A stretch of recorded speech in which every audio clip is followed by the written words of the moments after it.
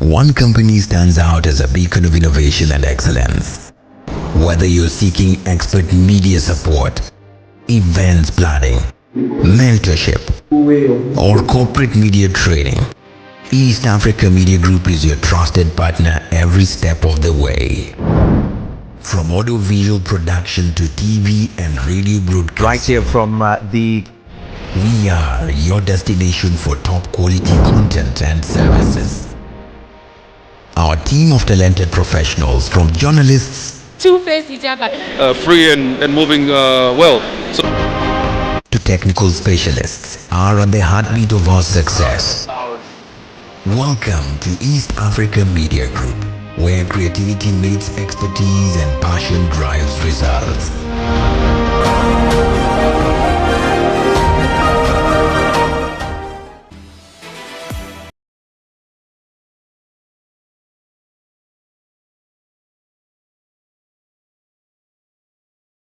One of the memories that really sticks out when I was growing up is the release of Nelson Mandela, which happened in February 1990.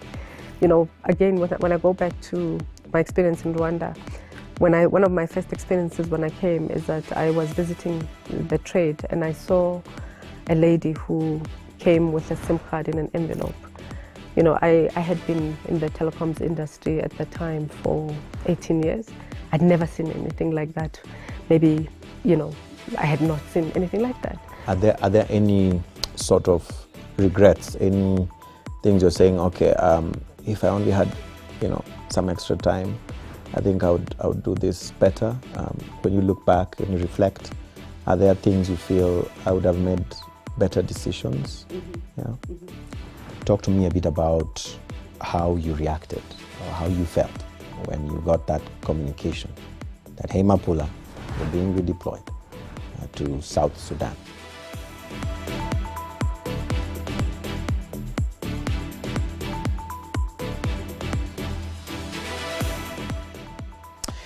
Hello there, welcome to Engage, where we don't just ask questions, we seek solutions. As always, my name is Eugene Anangwe, and today we are going to show you a conversation that we had earlier on of someone whose story is one of resilience, leadership, and groundbreaking achievements in Africa's telecommunications industry. She has led in high-stakes boardrooms, driven digital transformation across multiple African markets, and played a key role in shaping the future of connectivity on the continent. With over 2 decades of experience, she has not only built brands, but also empowered millions through technology and innovation. She's been at the helm of one of Rwanda's biggest corporations, steering it through an era of unprecedented growth. And now she takes on an even bigger challenge in another market. In the program, we are going to show you a sit-down that we had with Mapula Bodibe, the immediate past CEO of MTN Rwanda and the incoming CEO of MTN South Sudan. Let's take a look at this and let's engage.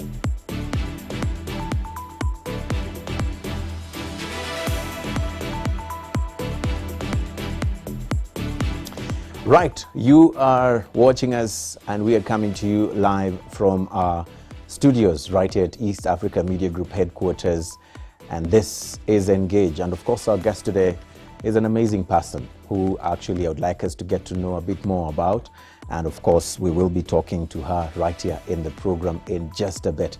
If you're watching us for the first time, seeing me for the first time, hearing this voice for the first time, as always, my name is Eugene Anangwe. Thank you so much for making time. I'm here with Mapula Bodibe. Thank you so much for making time, Mapula.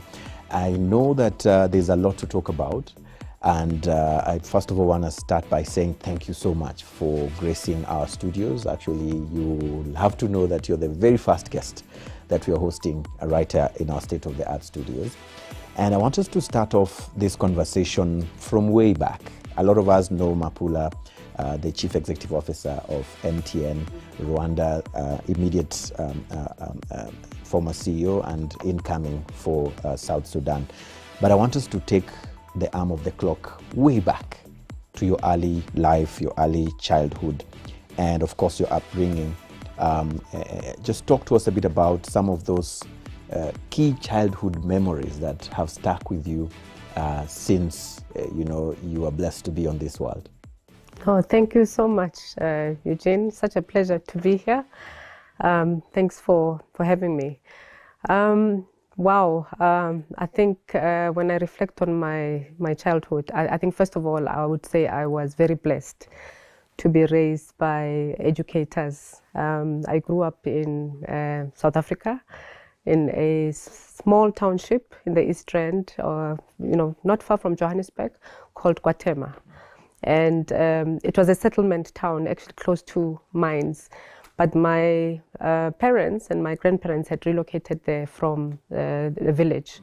So this was up-and-coming township. And I think what really sticks in my mind is, being raised in a family of educators. Both of them were teachers, my grandparents. My mom was working at the time, so they were, primarily with me most of the time. And I think one thing that they always instilled with me is, how education is the best equalizer. And I grew up with many, cousins, and all of us had the same upbringing around education being the foundation that's going to differentiate us in the future, even though we didn't have, much. But that was the key for us to succeed. And that's really interesting, especially hearing the fact that you grew up in a family of educators, and then you've moved on to become one of the people who are enabling education through digital transformation, which we'll talk about in just a few. But I want to stay back in those days still, and maybe talk to me a bit about those key lessons, life lessons that your parents really instilled in you, that you feel transformed your worldview today. Yeah, no, I mean, one of the memories that really sticks out when I was growing up is the release of Nelson Mandela, which happened in February 1990. I think at the time he had been somebody who we just knew had been imprisoned, and then out of the blue, I was 10 at the time, and this man got released from prison. And it was one of the most unbelievable moments, because as he came out, we expected him to come out guns blazing, trying to start a revolution again. But all he talked about again was education, which actually reinforced what I had been taught in my household. So for me, that became something that I really hung on to around how I'm going to distinguish myself in the world. And I was very lucky in that I was also, very top performer in my school. And out of the blue, when he came out, we had a whole lot of, international investors who came into the country, because he promised this rainbow nation. He promised this progressive society. I think South Africa was the darling of the world at the time. And then they came into our environment. And then I was one of the, youngsters selected to, get an award of a scholarship. And then overnight, even though I didn't have, poor upbringing, but overnight I was really cast into this new world of privilege. I went to a high school where I got exposed to, children from all over South Africa, but really, from some of the biggest families in the country, the Sisulus, even the Mandelas. And this is, the sort of exposure that I got. And one thing that taught me is that even with, my background, not having had that same stature, with the education and the performance that I had displayed, I was able to really be in that same sort of level with them. Awesome. Yeah. And talking about your good performance that now transitioned you into a high school that enabled you to be able to experience the exposure from different parts of the world through the students that you're studying with. It brings me to the question on upbringing in terms of the discipline level. And when you just said in a family of teachers raised by teachers, sort of upbringing, how does that look like for those who have not been raised in such a family? It's extreme, right? It's extreme. But I think in one way, I'm actually thankful for it. I mean, one of the things that, you know, people used to think, because of my grandmother was actually the school principal of my primary school, you know, that, you know, is assumed to come with a lot of privilege. But I can tell you, for me, it came with even more pressure, because of I was sort of in that position where I was a child that was raised by the school principal. I had to, you know, get even more, you know, like discipline in terms of my behavior. I had to be a role model. I remember one day arriving late at school, and they had locked the gates. And I was one of the kids outside the gate, and yet my grandmother was the one locking the gate. There were no favors going to follow that. No, exactly. And there was no favors. You know, I was like treated like everyone else. And that taught me that, you know, it's very important to really be disciplined and stand out by, not just by, you know, association, but by your behavior. Right. Yeah. Right. Tell me about, how about you? Oh, interesting. I personally went through a lot. And when I say this, a lot of people I'm sure were watching already smiling and saying, you know, we can remember how their upbringing was. I was raised by a very strict father, and strict because today we can see the fruits of that strictness. Schooled in different parts of the Kenyan communities.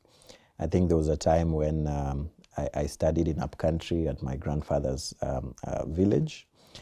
Only to move again to Nairobi, where again I joined some schools there, and the strictness of our father was he always wanted us to ensure that we are taking education seriously, because, like you just said, education is the equalizer. You have education from your parents; it's the best gift you can always have. So I grew up with a lot of leadership following me.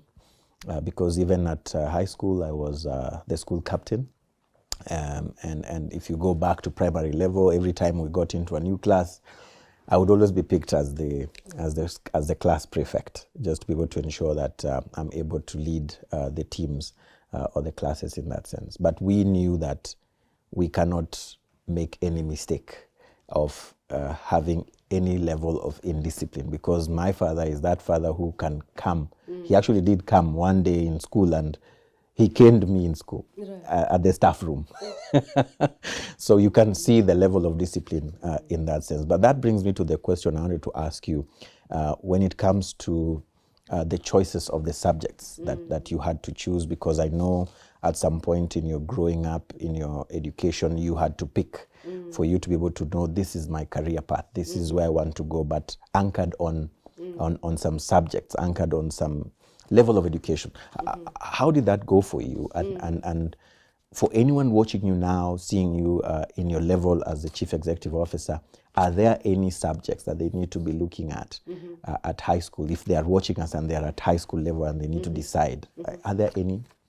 Yeah, I mean, it's interesting when you were talking about your story. It reminded me of, you know, when I went to my high school, I was actually elected to be SRC representative for my class. And until then, I actually didn't even know that I had those qualities. I think it's through the people that interact with you. When you talked about you were always being nominated, it's people around you that see those attributes, those qualities. So it's just something that came to mind.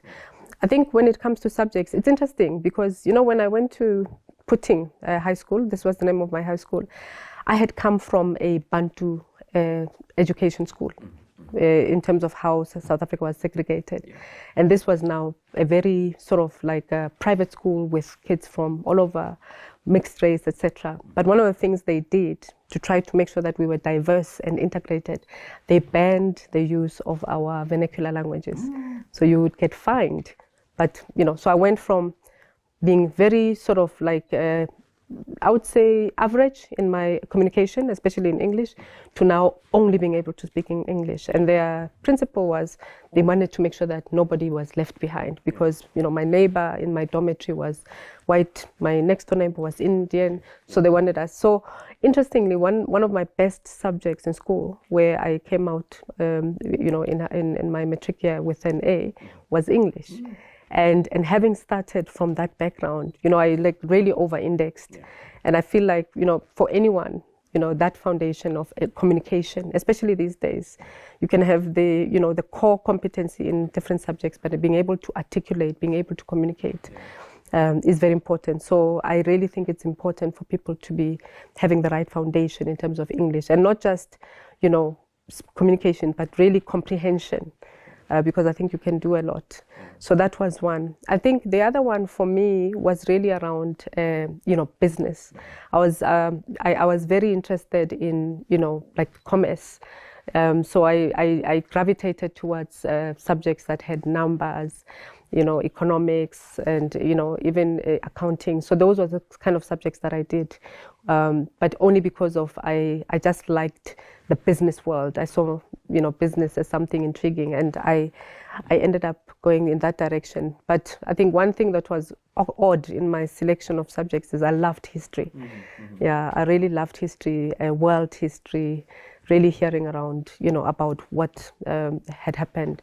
So those were some of the key subjects that I had. It's interesting because you say the aspect of what seemed as a punishment then ended up being a motivation for a lot of us. And I think we used to think this was only happening in our schools, where we used to be, if you're caught speaking mother tongue or Swahili other than English, there was what we called a monto or disc. Yes. It was a very smelly bone. Oh, yes. And it had a string around it that whoever speaks mother tongue gets to put it hang it on their neck. And if I get to hear someone else, I pass it on to them. And every Friday we had an assembly, and the head teacher would call the first person who was given the monto. And then they would call the person they passed it on to. And the person they passed it on to called until there was a huge group in the middle of assembly, and all of them were to lie down and get their strokes of cane. So that made sure that everybody was avoiding to speak in mother tongue. And I think looking back, yes, it made us know how to speak English, but it had a risk on its own in terms of us forgetting our native, cultural rooted, languages, which I think are still very important at our continental level. But I want to move on this conversation to now graduating into, university, higher education, because it plays a key role in also molding our careers, fixing us into what we become in future. Talk to me a bit about that phase of your life. You finish primary school, you get into a point where now you've been admitted into secondary school, or how you called it that time. Maybe you can take us through that phase of your life.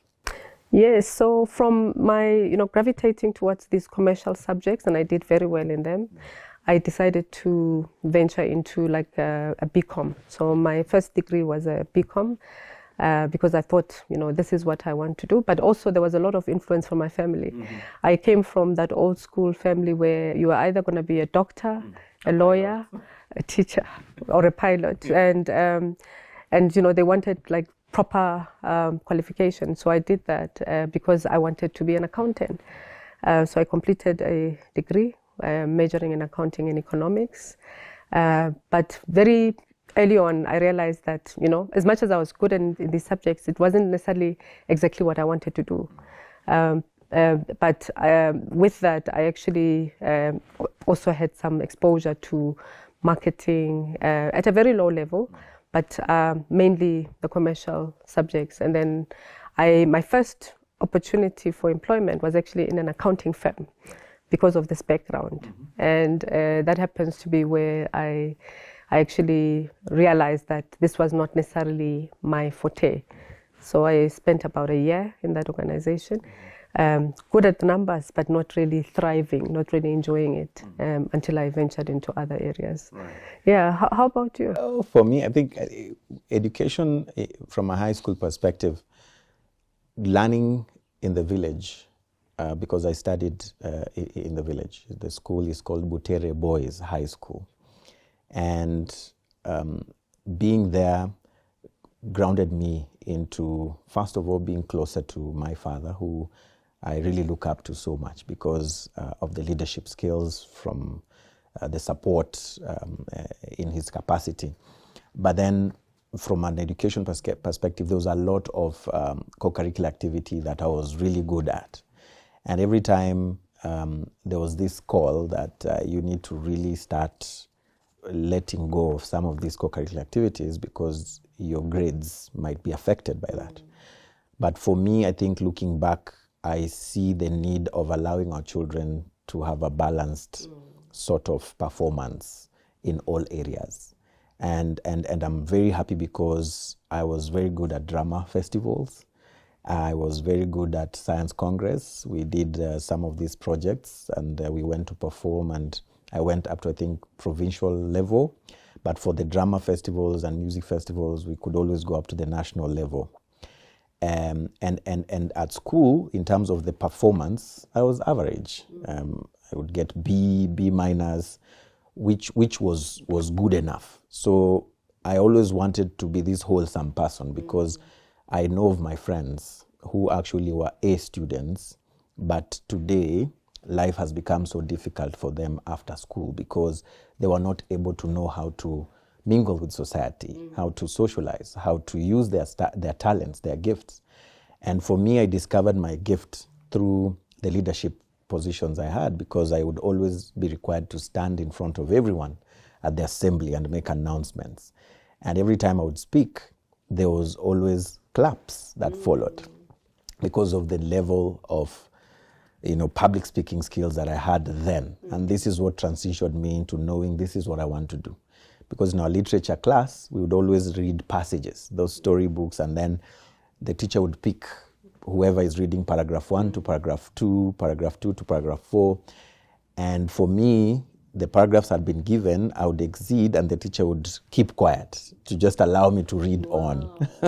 So I realized that this is what I wanted to do, and I know there was some level of discouragement in terms of those teachers who would tell you, but media doesn't pay, it is not a well-paying job, and all those kind of things. But I think for me, I knew what I wanted even when I was in high school. And I've pursued that till today. And this is what I tell even the children of today and the people we mentor, that you need to discover your talent and try to discover it, especially just those God-given gifts, and then work around turning them into a career. And you'll always enjoy doing what you do. And I think that's what I do today. And maybe I might ask you now in terms of leadership, because you grew into this leader that has transformed different societies through the work that you do, through the levels that you served in. Were there any specific life lessons that transformed you into the leader that you are today? Were there any specific people in your family, your mother, your dad, your grandparents, that towed you into the line of leadership, and how did that happen? Yeah, no, I mean, certainly. I think the background I had, which I mentioned, was very strict, with a lot of discipline. I think that's the first sort of modeling I received around, how to behave as a leader, how to be responsible. And steering that into, my high school, where I mentioned that I was nominated as a, class representative for the SRC. And that's something that continued, that started to follow me. And then I think beyond that, even in university, when I was actually part of groups, one of the things I remember is that when you're in university, you're always working in groups for different assignments, projects. I think naturally that became an area that I was always also excelling at, being, taking, the leadership position, just, organically. I found it as something that I was able to do. And then I think through that, I realized that, I think leadership is all about influence. And if you are able to get people to follow you through influence, I think that's something that, basically demonstrates that trait. I think beyond that, I would say that my family has a lot of women, really strong women. I come from a family where my grandmother had 6 kids, 5 girls and 1 boy, my uncle, and my mother is one of those. And when I reflect on all of them, first of all, they all mothered me. in their own different rights, but very, very strong personalities. So, they always joke that I had no chance. When I became appointed CEO, they said you had no chance because you were surrounded by people who in their own right were excelling and leading. So the muscle, the leadership muscle became part of who I am, because that's what I see around me. But not only that, I think when I started working, particularly I would say a defining moment was when I started working for MTN, was, having people who started to see that attribute and start to nurture it, almost like, very indirectly, you start seeing people steering you towards leadership positions because they are seeing something in you. So I would say my leadership journey was not something that I necessarily went out and sought, but it's something that found me. And because of people around me who saw something that, I could demonstrate in terms of influencing others. Yeah. That's interesting, because a lot of times we don't get to know ourselves, and we don't get to see it, and it takes mentors to see that strength in us that we are not seeing at an individual level, and molding that into who we end up becoming. And I think a lot of that is being done here at our mentorship program. But what I wanted to understand deeply is, now you've gotten a chance, you've grown to the level where you get appointed to lead within the ranks of a huge company like MTN. I know there was other institutions where you served. I know Unilever, but let's try to fast forward a bit and then get to that point where you're graduating from your position that you had before the call or the communication that you are now being deployed to Rwanda to become the CEO of MTN Rwanda. Talk to me a bit about that transition phase from that role you had before getting the MTN Rwanda CEO position, and what does it usually take for any person within any institution to be able to find themselves growing, climbing that ladder in that sense? What were the nuggets of wisdom you got, or what were the secrets to see you get that level of promotion in that sense? Yeah, no, I think it's an interesting journey that I've had. So I joined MTN in 2005. So this year marks 20 years. Never ever did I think I would spend 20 years in any organization. But when I reflect on my journey at MTN, it's actually not surprising, because I joined at a time where technology was just starting off. The iPhone was not even launched at the time. But I became very intrigued by technology during the BlackBerry BBM era. And when I joined MTN, I was actually a marketing manager. I was very interested, as much as I had a commercial background with accounting and economics. I just loved working with people. Marketing is a field that allows you to work with people. So I enjoyed that. But when I went into MTN, they actually wanted me to lead products, which is quite interesting. But mostly it was about harnessing my understanding of consumers to help them to design products.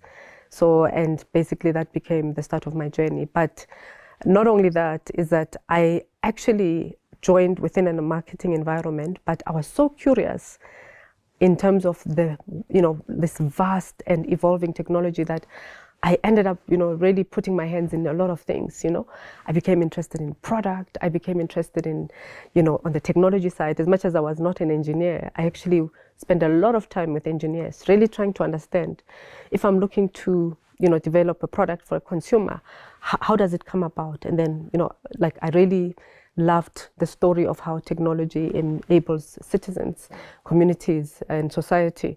So I was very curious about technology. I was very curious about the network. How does it work? So I spent a lot of time. So in that journey of my sort of being part of the organization, I would say one of the biggest attributes that really helped me to get me to where I am now is the curiosity, like living outside of my core and being able to really love the need to connect the dots of how, technology comes together to enable people. I'd say the other thing is that in my curiosity in trying to, show interest in different things, there were a lot of people watching, people who I call my sponsors, people who I mentioned that, they saw something in me and, started to nominate me, recommend me for different things. So I very soon found myself, moving into different roles. When I joined MTN, I applied for one role. But over that period of my 20 years, I've worked in 6 different roles, most of which, in fact, I'd say 5 of which I didn't apply for, just because of showing the curiosity, showing the interest, and showing the aptitude. And I think in that journey, I fast forward to, 2015 when I moved to Uganda, another opportunity which was really about learning about a different culture, a different country. I'd never been to Uganda at the time, but for me, it was still the same. It's like we are about, Africa is our home. It's all about how do we grow Africa. Different geography, but same script. So I went into that opportunity, really learned a lot as well, and then went back to South Africa. So when Rwanda came, I must admit that I had never been to Rwanda before. So July 2022 was the first time I came to Rwanda. But I came with that mindset of, once again, different geography, but same opportunity, same impact. And I think the difference between South Africa and Rwanda was, for me, the opportunity to really make an impact. Because, South Africa was quite advanced already, high internet penetration, high mobile penetration. But I saw an opportunity to say, here's a market which is very progressive, very dynamic, and how do I become a part of this success story of Rwanda? How do I contribute to this vision that Rwanda has around really, digitizing Africa? So that basically became the opportunity for me to pivot from South Africa, my comfort zone, into an environment which was new, but really, an opportunity to really make an impact in a very purposeful way. Right. I like that, because I think what I'm hearing is that, for you to be able to achieve, you need to be intentional. But then you also have to get off your comfort zone in that sense, and always go the extra mile. If there's any leader struggling with these 3 principles or achieving these 3 principles, what sort of tips would you give them if they're watching and they're like, I want to be like Mapula or even better, but I'm struggling with this kind of fast thinking impact, thinking, getting off the comfort zone, and the aspect of consistency. What does it take to get to those 3 principles? Yeah, so, I think firstly, I feel very privileged to work in the technology space, because I think the technology space is so diverse that it allows you to do a lot of things. It allows you to do a lot of good. Of course, it also allows you to do a lot of bad when you see what's happening around, say, cybersecurity. But if I dimension it based on what I believe can really be somebody's mindset around how do you use technology for impact, it's really about, looking at your role in a manner that changes people, in a manner that changes society. Because I think we are no longer, looking at where the world is right now, we're no longer in the days of working, what I call a job, a 9 to 5. It's all about how do you come into an environment and really leave it better than you found it? How do you come into an environment and make an impact? How do you change society? Because you have tools such as technology that allows you, to change. And I think I'm also privileged because I work in a company that enables that, they provide the tools in the form of connectivity, but by finding opportunity in the different markets that we operate in, for me, I think as leaders, it's an opportunity to say, how do I leverage what I have as a tool to really make an impact that actually empower society? Because I think there's a higher order purpose these days when you're a leader to really lead with impact, lead with purpose. And I think that's, you see when you look around organizations that, pivot or position themselves with that in mind, they become more successful.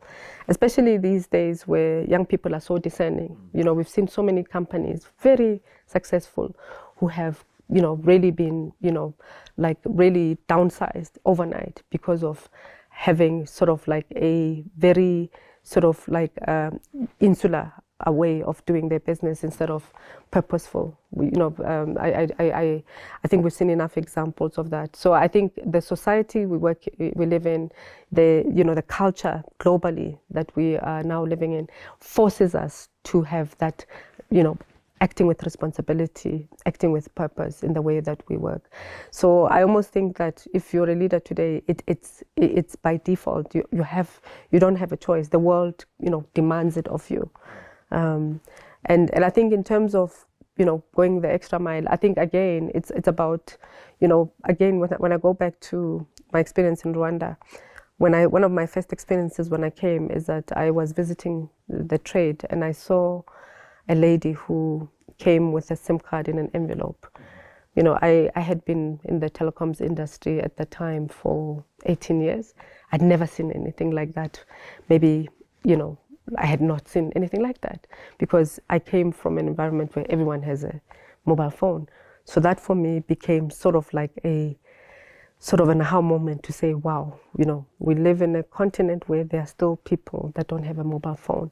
So it's literally switched my gear into, you know, fast forward to say, this is why we are here. This is why, you know, the purpose that we have. This is what we need to do to make sure that everyone, you know, is able to live in a modern connected world.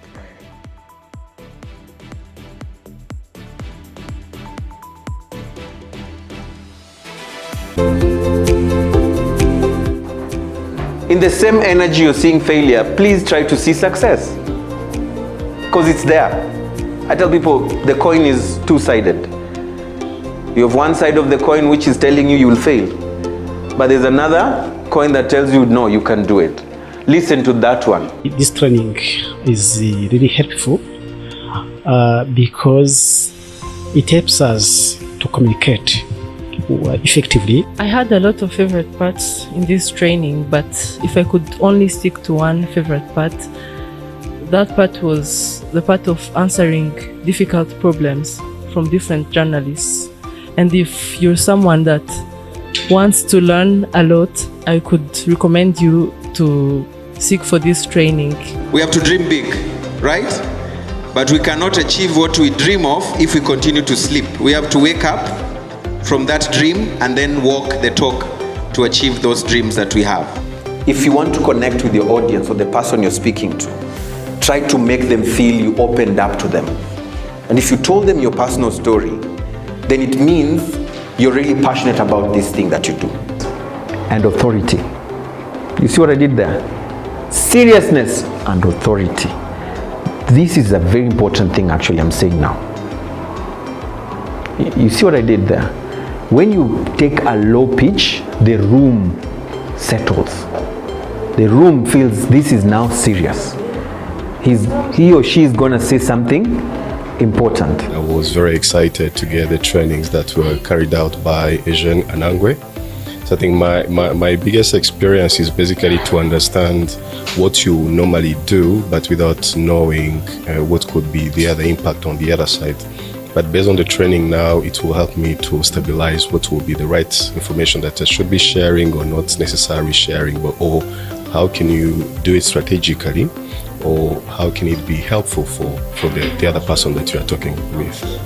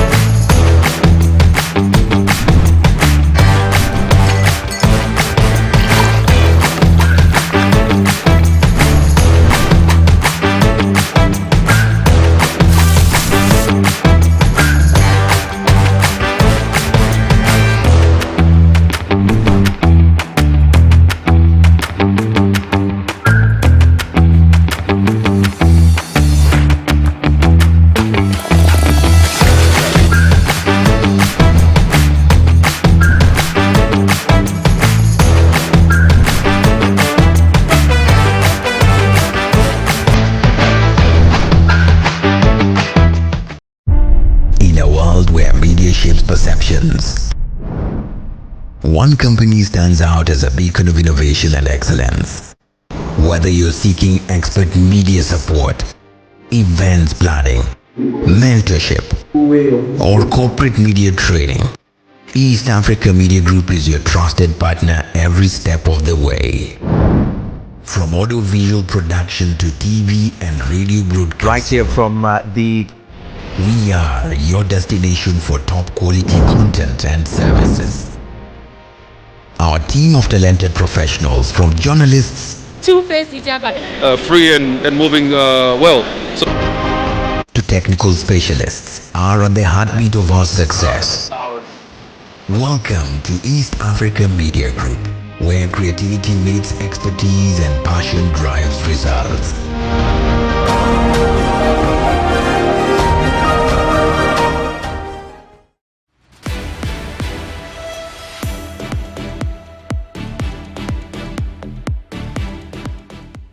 If you take memory lane, if you just walk down memory lane as your tour of service in Rwanda comes to an end or has come to an end in that sense, and you look back at your list of the why you're here, what would you be able to report back in terms of your ticking the box checklist? How would you be able to speak to that if you look back? Yeah, so when I look back, I would say the three most important things that I was tasked with when I came to Rwanda. I think the first one was, overall, it was about digitization, I would say, in terms of, if I look at the umbrella, objective. I think the first one was, at the time, we didn't have our own 4G network. And Rwanda, in our MTN group, was the last country to be able to launch its own 4G network.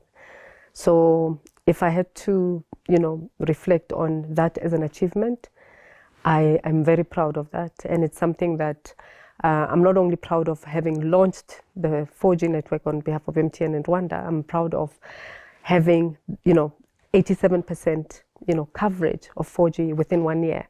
That has not been achieved previously in the group. So, of course, naturally, we were trying to catch up to where the other countries were.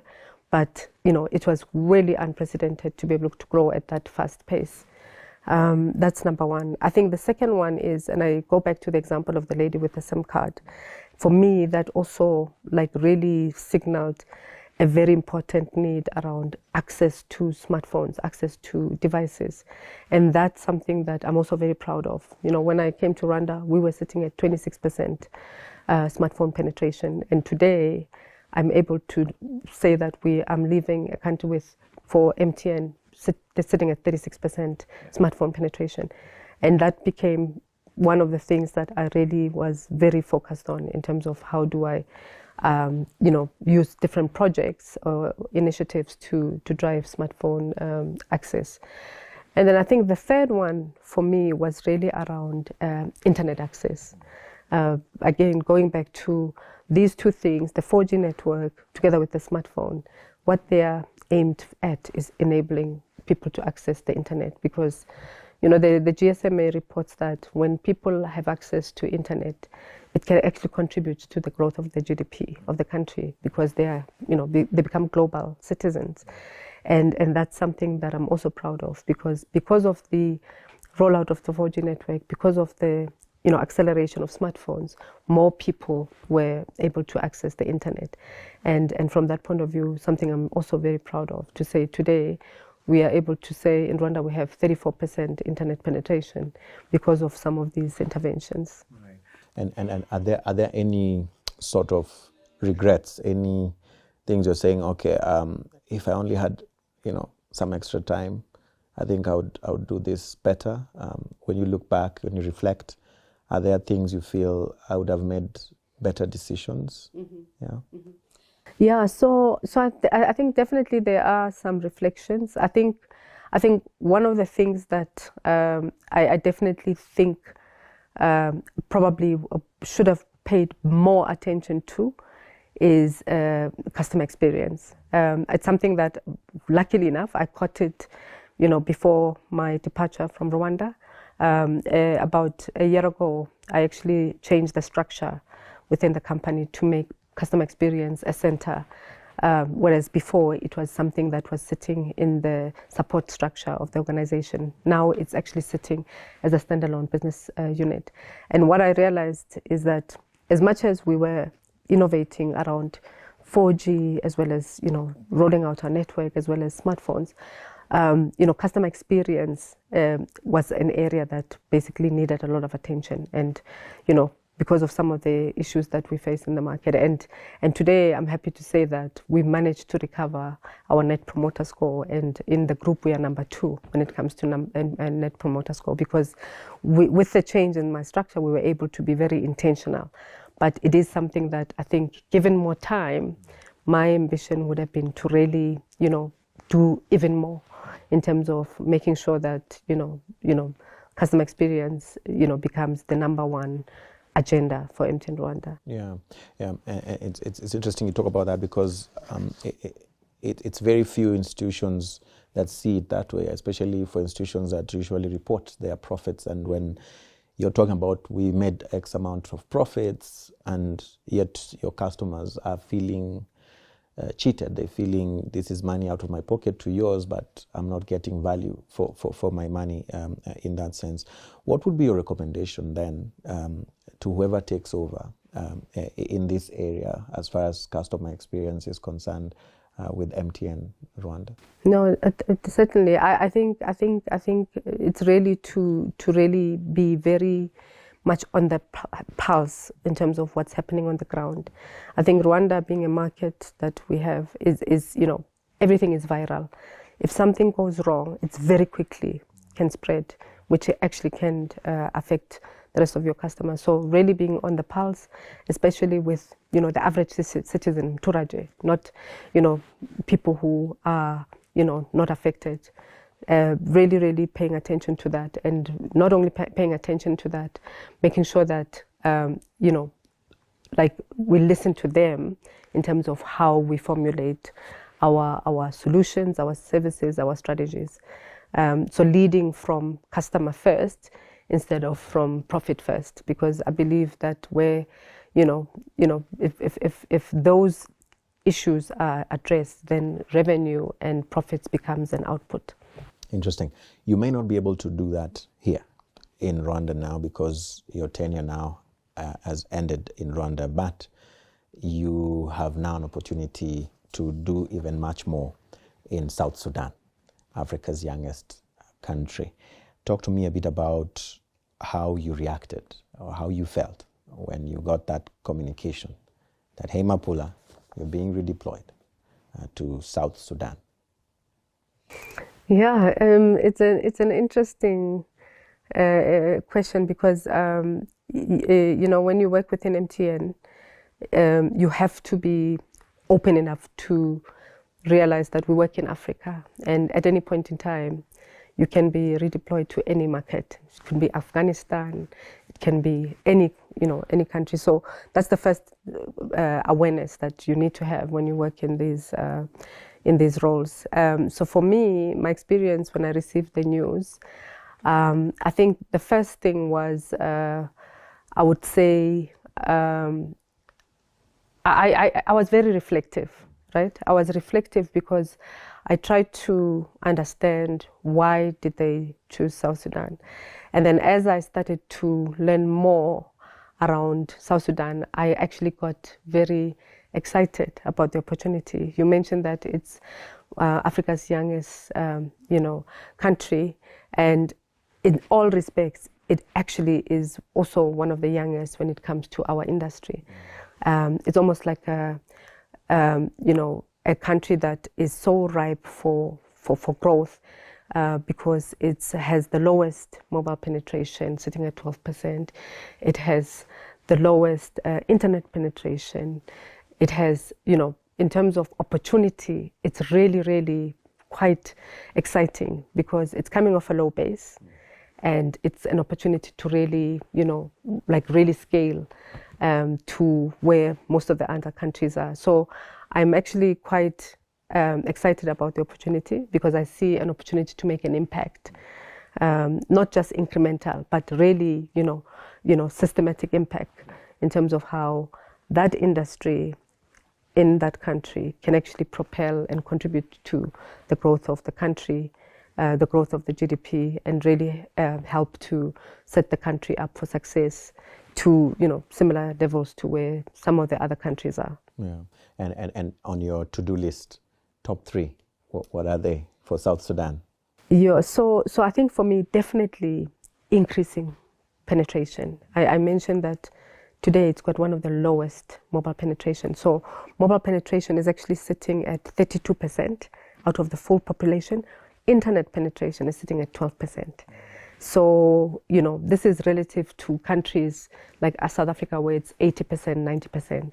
So the first thing is making sure that I, increase access to our service. Because when I saw the penetration numbers, I realized that there's a huge segment of the population, in fact the majority, that still don't have connection. Like, wow, So that for me is the number one. I would like to work as hard as possible to make sure that people have access to our services. What does that mean? It means making sure that core connectivity is in place. That could be partnering with other organizations to increase infrastructure, because one of the reasons connectivity is so low is because of the lack of infrastructure. But, we've seen how, for example, in Rwanda, organizations such as the energy sector as well as the telco sector partnering together can actually help to propel the, the scaling of infrastructure. So I'm looking forward to that, really increasing access to connectivity and therefore increasing access to services. That's number one. I think number two, definitely, I think looking at some of the success we've seen in Rwanda in terms of driving acceleration of smartphones, my number two priority is to make sure that we really focus on increasing and doubling up on, access to smartphones, because I think because of the countries coming off the low base, there's a lot of, room to catch up on in terms of, having people that are digitized. And I think what that will do is that even despite maybe the lack of physical infrastructure, it will enable people to have access to, the global ecosystem, in various ways. We've seen how our kids are exposed to, what's happening globally. And I think that can really help to also propel the country forward. So that's number two. I think number three for me is really about really helping to contribute to the growth of the country, because I'm very conscious of the role that the ICT sector in MTN, being the lead mobile operator in South Sudan, has in terms of its contribution to the growth of the country and the development of the country. And for me, I'm very keen to, spend time with the stakeholders in South Sudan, hear what their ambitions are for the country, hear what their challenges are, and then see how, with the industry that I'll be, part of, in the company that I'll be leading, contribute to, really steering the country forward. It's what we call, nation states agenda. Whatever that nation state agenda is in South Sudan, it's really about how can MTN plug into that and really help to be part of, solving the, national priorities. Yeah. Again, what I'm hearing is intentionality. And I must ask this because I'm sure you've been asked by those who are close to you. When it comes to South Sudan, there are those, when they Google South Sudan, what comes to their mind is the security situation in the country. But on the flip side, there is what's also good about South Sudan that is not being talked about in the media, or most people don't understand. And it must be said that a lot of people also feel this is a huge vote of confidence in picking you, a woman, to actually go to South Sudan. Yet we're in the 21st century where this should actually be seen normal, that because anyone can actually go to these places.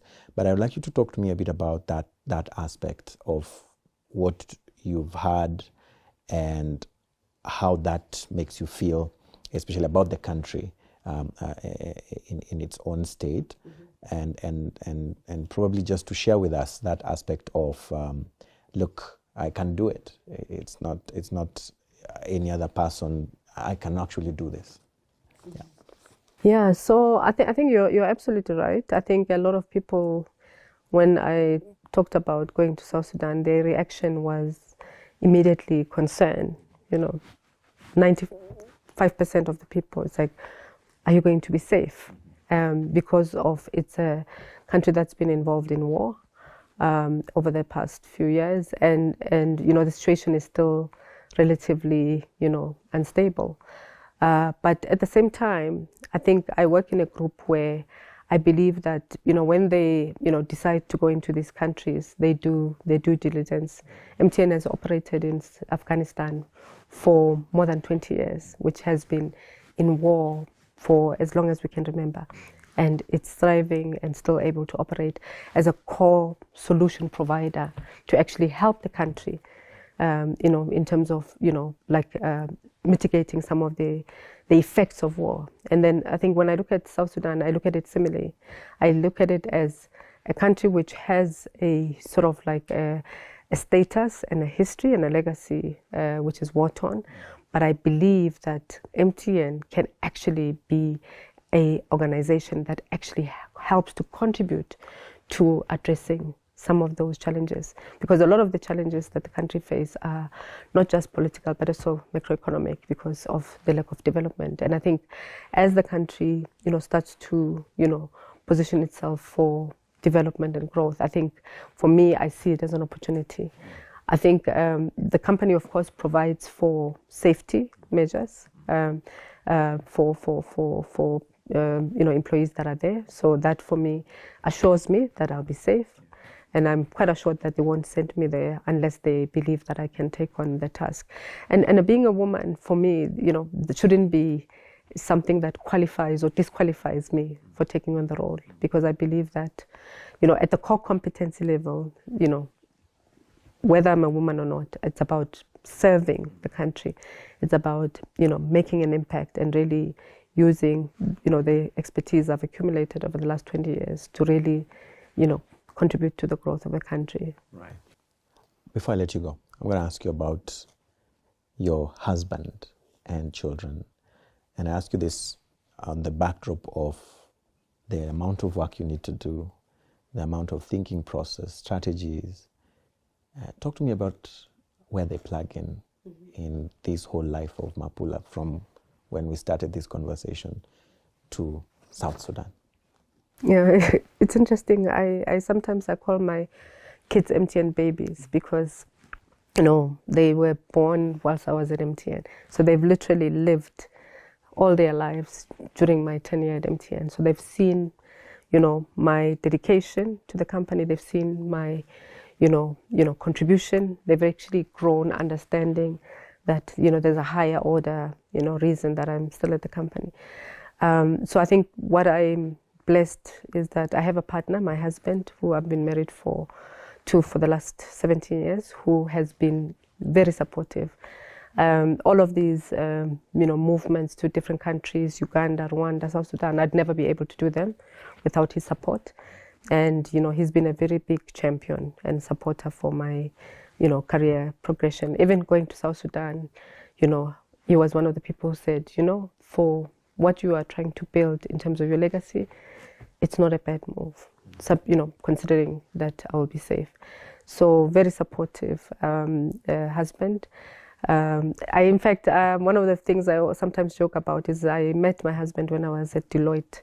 That 1 year I spent as an accounting firm, and today I'm able to say it's somebody who's a life partner. My husband is he's an accountant. He basically had the same background that I had, and that's actually he was somebody I met once I was at Deloitte. And I think in terms of his focus, he's a finance person. He's a CFO for an American company, Marsh Africa, and that's what he's been doing for the last 10-12 years. And I think one of the advantages of him working for an American company is that he's able to actually be mobile, and that's how it's we are able to work in the countries that we are able to work in. So that's been a blessing. And then you say that I reflect back in terms of thinking about the children, and maybe someone also would be interested to know how does this actually usually work, because you need to move around. How do you maneuver around that? And then there's what we call the work-life balance. How do you balance? What's the secret? Does that even exist in your vocabulary? I would say probably not, but it's about how do you really integrate the two together. You know, it's no longer work-life balance. It's really work-life integration and really being able to balance. You know, sometimes you'll over-index on work, sometimes you'll have to over-index on family. It's really about the coexistence. And I think for me, over and above my husband, who's a big supporter of my career, I also have been privileged to have, you know, a support structure, you know, in terms of my family, but also in the form of, you know, somebody who I appreciate dearly for, you know, having been with me for the past 16 years, really being my children's, you know, caregiver. And I think I always appreciate her because I think, you know, I say to her, she allows me to do what I do because, you know, she's able to complement me at home where I might be, you know, over-indexing at work. But definitely, you know, when I need to be at school, when I need to participate in children's activities, I don't compromise. Awesome. I like that you have to have things that you don't compromise on in that sense. In closing, Mapula, if you were to give advice to your younger self, if you take back and meet your younger self, what sort of advice would you give? And especially as we look at even young people today in terms of finding their path, finding their career, understanding their purpose, because a lot of us have that challenge of just knowing what is my purpose in this world, what am I here for? And from our conversations, I've had someone who knows, who's a visionary, who understands that 1 + 1 will be equal to an impact, and that impact is what I want to see. So what advice would you give your younger self and the young people watching us today? It's interesting. I actually think of you when I think of what I would tell young people. And I'm going to ask you maybe to share on your side. But one of my life mottos that I adopted when I was 13 years old, when I realized, and it speaks to those leadership qualities, is be the change you want to see. By Mahatma Gandhi. And it's really about how do you use what you think should be correct, but also be the catalyst for it, you know. And that's something that I would really encourage, you know, people to have as a you know, as a value, because a lot of people who've been successful, similar to you, it's because you see opportunity, you see a gap, and when you see that opportunity, you then become the catalyst to make things work. And with that, I would like you to share with me, how do you make that, you know, because when I see that, when I think about that, I think about you, because you, when I see you, I see somebody who consistently in the career, even when I've heard about your journey, you're consistently looking to be the change that you are looking for. Yeah, that means a lot coming from you. Thank you very much for seeing me that way. And indeed, we have to see ourselves first that way for us to make such impact. Otherwise, it will always be just what people perceive you to be, and it doesn't reflect into the impact that is desired out there. So for me, I think it's just looking back and seeing how much I've been able to achieve, not on my own, but with a lot of support, but also with a lot of circumstances, making you to be able to show up and deliver in the way I deliver today. And it's also because of some of the things I lacked, some of the opportunities I lacked while growing up, or some of the things I went through. And one of them was knocking doors for opportunities in media, and the doors being shut right in my face because I was not a celebrity. Because that time, only those with celebrity status were actually getting media jobs. And I knew I had it in me. The fire was burning in my stomach. I knew I can do it, even though I'd not really gotten to that level, but I knew I could. and going for voice tests, for commercials, and having to go through so many doors where the person walking me into those doors was using biometrics, fingerprints to open those doors. It showed me how opportunities were closed off for young people. And every time I thought about that, I always said, the day God will bless me with a place like this that we have today, or an opportunity to be in a position of decision making, I would not want any young person to go through what I went through. Because all we need are just opportunities to show what we can do. And when I got that opportunity in Rwanda in 2008, when everybody didn't really see it in me, it made me who I am today. And so every time I reflect on those moments, those tough times, I always say I don't want anyone to ever go through this kind of situation. So I always feel like if opportunities don't come, if those doors don't avail themselves, create them. And I know it's easy to say that, but you can create them in different ways by just identifying what are your God-given talents and then starting to think about how can you use them to impact many other people. And then always remembering that every tough time that you go through, your survival rate or chances of surviving or getting out of that problem is always 100%. You'll always survive. So just have the grit, have the will to want to get yourself out of that tough situation. And so I look back at all those tough situations that I've gone through in the line of duty in my career, and I see that I really did cross those lines, and here we are today. And so even to you as you go to South Sudan, we want to wish you all the best and keep impacting, keep transforming lives, because at least you know your purpose in this world. And just continue on that particular path, and we'll always be there, and there'll always be people to cheer you on even when you don't see them. So thank you so much, Mapula, for making time and being with us on Engage. It was very interesting engaging you right here on the program. Thank you so much. It's been really great to chat to you, and yeah, I'm equally inspired.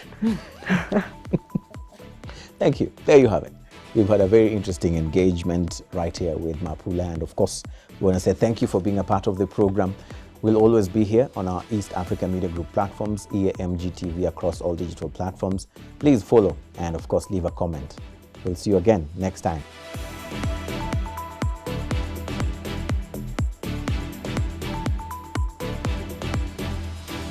What a remarkable conversation we've had today with Mapula, a leader whose journey from her early years to the boardroom is a testament to hard work, vision, and unwavering determination. Her story reminds us that leadership is about impact, responsibility, and lifting others along the way. As she steps into her role at the MTN South Sudan, one thing is certain: her commitment to excellence and innovation will continue to drive meaningful change. To everyone watching, let this be a reminder that success is built on preparation, perseverance, and purpose. Keep thriving, keep learning, and never stop pushing forward. Thank you for being part of Engage, where real conversations shape real solutions. Until next time, stay informed, stay inspired, and stay engaged. As always, my name is Eugene Anangwe. Goodbye for now.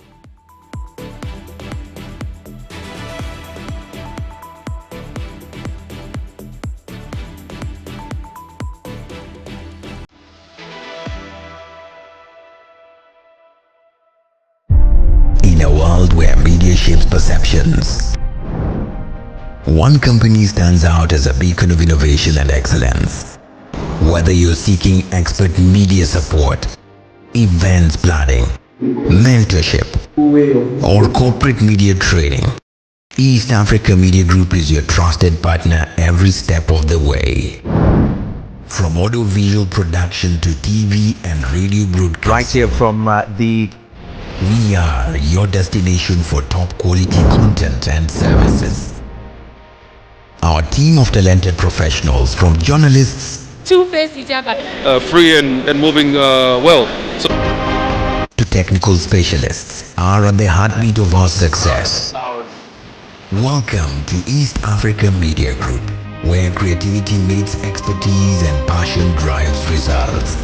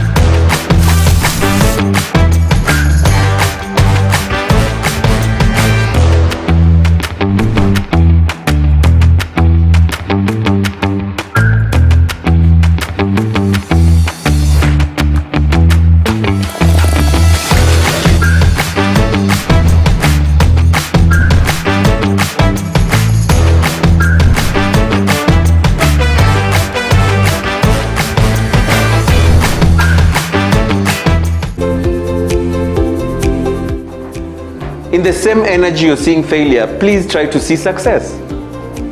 Because it's there. I tell people the coin is two-sided. You have one side of the coin which is telling you will fail. But there's another coin that tells you, no, you can do it. Listen to that one.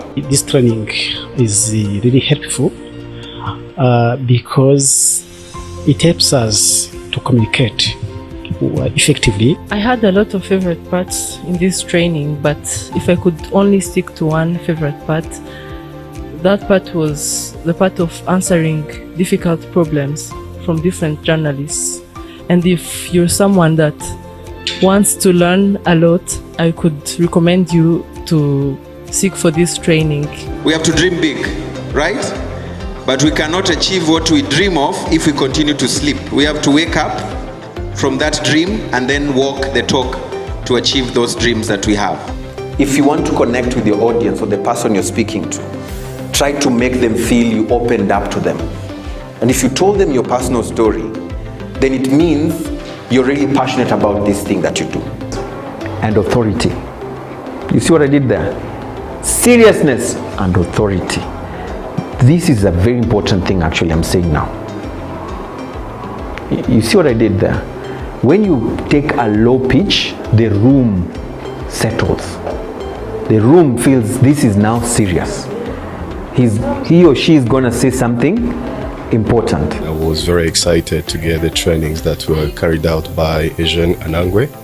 So I think my biggest experience is basically to understand what you normally do, but without knowing what could be the other impact on the other side. But based on the training now, it will help me to stabilize what will be the right information that I should be sharing or not necessarily sharing, or how can you do it strategically, or how can it be helpful for the other person that you are talking with.